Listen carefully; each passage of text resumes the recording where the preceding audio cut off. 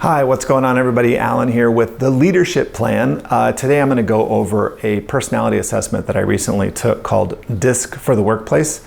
You can find this on truity.com. It takes you like 4 or 5 minutes to take the test. And then if you want the real information, which is the report, which gives you kind of a breakdown on like what makes you tick and how you communicate and how you work with others and what makes you happy, then you need to pay, I think, about $20 on Truity to get the full report. It's about 15 pages. In this video, we're going to go over my assessment of this assessment tool for your own personal leadership development, what I like about the test, what I don't like. Okay, so there's a couple things that I really like about DISC for the Workplace compared to the other 3 other tests that I took recently. One of those is that it is very simple and easy to understand. So it's immediately accessible because of how simple it is. There's just 4 types, D-I-S-C, that's what DISC stands for. And so after you take the test, it's pretty easy to understand where the system is going and where you fit into that system. Another thing that I like about DISC for the Workplace is that it's very focused on work. So even if you're doing this just for your own personal leadership development, it will give you some insights into your psychology and your personality type and different aspects of being at work and interacting with other people. So those are 2, I think, really strong points of this system and the report that you get from truity.com.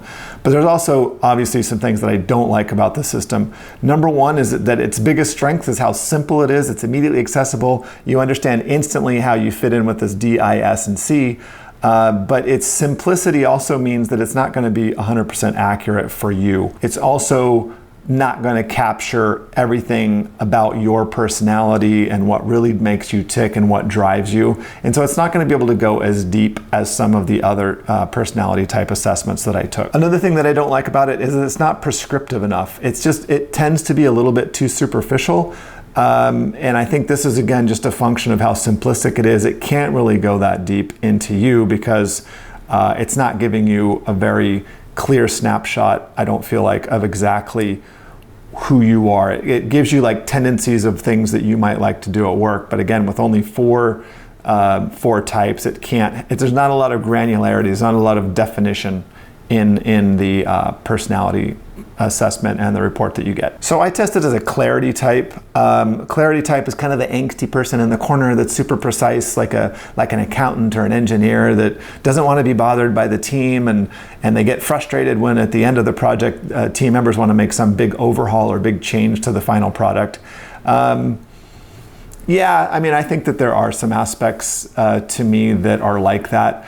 I do feel like the way the report is written, it kind of tends to be like if you were just a raw clarity that had never worked before, or if you were a drive or influence or supportive, one of the other 3. This is kind of like, it says, this is who you are, this is the way you work. But if you've been working, and especially like in my case, been leading people for the last 15 years, you've maybe had some of these traits in the past, but you've kind of overcome them just to try and become a better leader and become a better employee or whatever the case may be. So I would say in general, DISC is not a complete waste of time if you want a good tool just for your own personal leadership development. I think DISC for the Workplace, its real strengths is in a tool that you can use as a supervisor to figure out what each member of your team is in this system, and then share that with your team and have some kind of group exercise and activity where you share how a person that's very high in drive could work with somebody who's very high in supportive and clarity with supportive and so on and so forth. I think that's where it really shines, and that's where I think this report from truity.com is really best. Its best use would be in that sort of application, not so much for personal leadership development. Again, I did a complete review of 4 different personality tests. Go check out that video. And so this is not the test that I would choose for personal leadership development. Check out that video and you can figure out which one that is. All right, I just want to read the last paragraph kind of at the beginning of the report for each one of the personality types that's in here. Okay, so for drive, so in this section right here, this is something that I didn't really like, and it kind of drives home the point about how in this kind of system, the system kind of wants you to take on a certain type of role, and I just feel like that's counterproductive and just and not even true. I mean, any of these D, I, S, or C can all be very effective leaders. It's just that this system is telling you not only are you a natural leader, but like you should be the leader. And if you're not the leader, you're going to be unhappy. So I'm just going to read these really quick. Drive. Drive is useful in leadership positions as it helps to push to get the job done. However, it doesn't work as well for people who are in supporting roles. Highly driven people may be frustrated in roles with no opportunity for leadership. I don't like the way that that's phrased, and I don't like the thought process behind that. Clarity.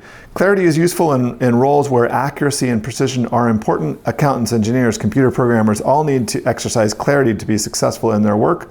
On the other hand, high clarity people generally prefer not to have to motivate other people. I do this every day at work. I motivate people, and I'm a clarity. Influence. Influence is useful in roles that require you to persuade others. Teachers, salespeople, managers, and parents all benefit from a command of influential behavior. Highly influential people thrive on human connection and tend to wither when they're forced to be isolated, to do isolated impersonal tasks. Finally, support. Support is useful in caretaking and helping roles. Nurses, parents, and assistants of all kinds tend to use a high degree of supportive behavior. Highly supportive people are less suited to roles where they must take command and make tough decisions. The issue that I have with this is that there are plenty of examples of leaders who are actually introverts and who are probably in this support category, and yet they're highly effective leaders. That's what this channel is all about. It's about me trying to become a better leader, a better version of myself. So if you're interested in that, please hit subscribe. And also hit the like button on this video if you're finding something useful. That way it will go out to other people who are also interested in whether the DISC is useful for leadership and what's included on this report from Trudy.com. Thank you. So one of the other reports that I took is called Connect Assessment. It's less popular, but it's almost exactly identical to DISC for the workplace. And so if people on your team have already taken DISC for the workplace, you might want to check out my video on Connect Assessment and go see what's included in the report and how to get, where to go find the report, where to go find the test, and you might want to use that with your team. But it is very similar. So whereas DISC uses drive, influence, support, and clarity, Connect Assessment uses lion, otter, golden retriever, and beaver. Interestingly, Connect Assessment scored me as a golden retriever, which in this system would be support or supportive.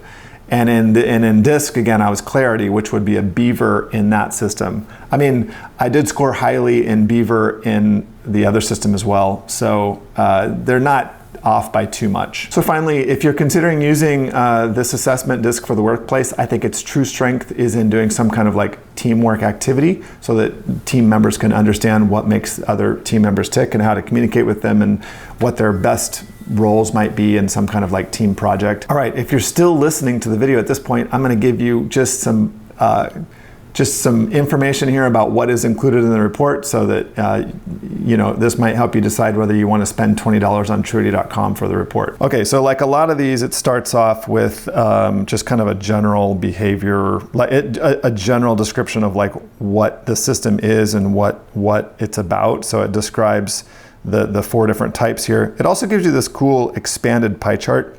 So the larger the section, the more strongly you identify with that personality type. So you can see here, I'm very high in clarity, very high in supportive, less in influential, and then very small in drive. Right, and it explains those sections. This is a section that I read before where it kind of, it describes clarity, influence, support, and drive in greater detail.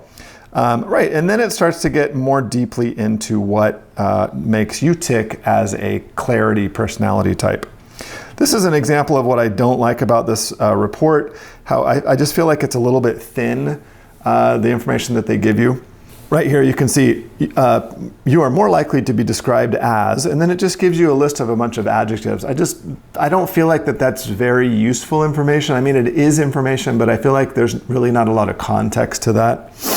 And then similarly, it says less likely to be described as, and then it gives you a long list of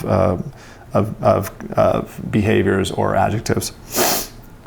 This section, I think, is a little more important for someone that's interested in their own personal leadership development. Core motivations and fears, so it gives you a little bit of a deeper dive into what really makes you tick. workplace priorities and talents in action. This again, one thing I don't like about this is it kind of tends to pigeonhole you and say, you really should be doing this kind of role. If you're not going to be happy. And I just don't feel like that's true.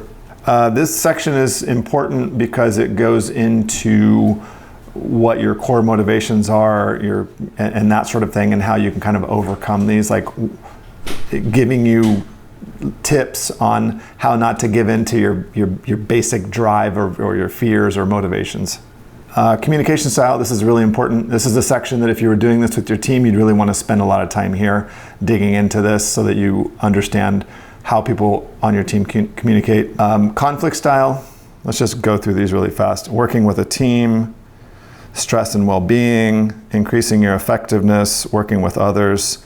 This is an interesting section. So it goes into how you as clarity should work with drive and work with influence and support, or with other clarity. All right, and then next steps. Okay, that is my quick-ish assessment on DISC for the workplace. Again, if you found something useful, please hit the like button and consider subscribing to the channel. Thank you very much. Bye-bye.